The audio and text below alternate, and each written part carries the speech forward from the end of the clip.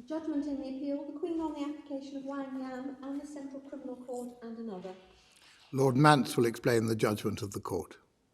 In circumstances attracting extensive public attention at the time, Mr. Alan Chapellow, an 86-year-old reclusive writer, was on the 14th of June 2006 found to have been murdered, plainly some weeks beforehand, in his house in Downshire Hill, Hampstead. The appellant, who lived nearby, was charged with his murder and with associated offences of fraudulent misuse of his identity and bank accounts. The appellant denied the murder charge and alleged that he had been given the deceased's cheques, credit cards, and banking information to use by named gangsters and was playing along with them as a means of assembling evidence against them and reporting them.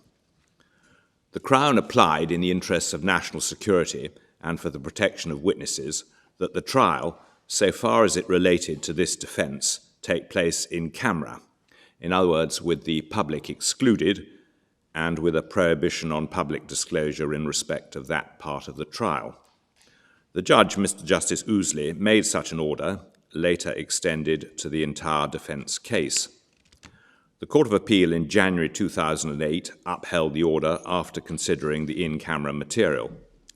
In January 2009, the appellant was convicted, and the Court of Appeal in October 2010 upheld the conviction, again after considering the in-camera material. In April 2011, the appellant applied to the European Court of Human Rights in Strasbourg, complaining about the in-camera procedure. The United Kingdom has resisted his application. The appellant wants, in reply, to disclose the contents of the in-camera material to the Strasbourg Court.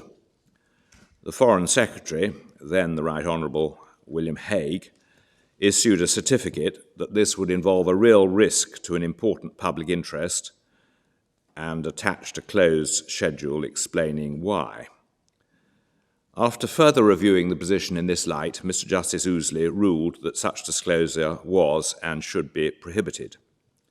The Divisional Court upheld his decision, but allowed a leapfrog appeal, which now comes direct to the Supreme Court. The issue before the Supreme Court is narrow. It is whether there is power in any circumstances to prevent an individual from placing material before the Strasbourg Court, and if so, whether this power can be exercised where the domestic court is satisfied that it is not in the interests of state for the material to be made available publicly, even to the Strasbourg Court. If there is such a power, the question whether circumstances do exist justifying its exercise is not before the Supreme Court. The Supreme Court dismisses the appeal unanimously in a judgment given by myself. Firstly, there's no doubt in a purely domestic context that the English courts have a discretion to refuse to permit disclosure of material deployed in camera. The issue is whether that power ceases to exist or be exercisable if an applicant to the Strasbourg Court decides that he wishes to disclose the material to that court. The appellant submits that it would involve the United Kingdom in a breach of an international obligation under Article 34 of the European Convention on Human Rights if any such power existed or could be exercised. By Article 34, parties to the Convention undertake, quote, not to hinder in any way the effective exercise of the individual right of application to the Strasbourg Court.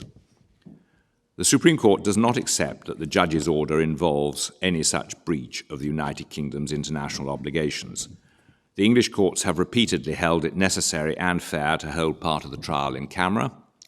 The in-camera material formed part of the appellant's own defence and was seen by him and his legal representatives.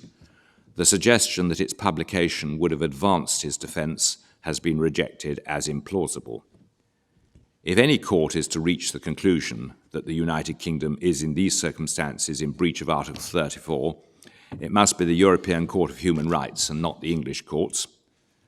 Article 38 provides that that court shall examine the case together with the representatives of the parties and, if need be, undertake an investigation for the effective conduct of which the high contracting parties concerned shall furnish all necessary facilities. Rather than the appellant being, as he claims, the sole judge of what is necessary for disclosure, The European Court of Human Rights is thus able to decide under Article 36 whether to request any further material from the United Kingdom. The Strasbourg Court will not, according to its case law, act as a fourth instance appeal court redetermining issues of national security. Rather, it will review the domestic adjudication of the issues involved, and if satisfied of its fairness and thoroughness, may accept the outcome without insisting on automatic disclosure to itself of secret material.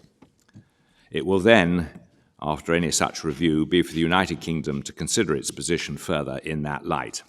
This ground alone is sufficient to dismiss the appeal. But secondly, even if contrary to the first ground, refusal to permit disclosure to the European Court of Human Rights in Strasbourg were seen as a breach by the United Kingdom of any international obligation, English courts would not be obliged automatically to give effect to such obligation. The United Kingdom takes a dualist approach to international law. Domestic and international law considerations are separate. A domestic decision maker may take international law obligations into account, but is not bound to do so, even if the position may arguably be different in relation to fundamental rights. Any obligation on the United Kingdom at this stage under Article 34 of the Convention cannot be regarded as fundamental. Mr. Justice Ouseley exercised his discretion on orthodox grounds, and the appeal therefore also fails on this second ground.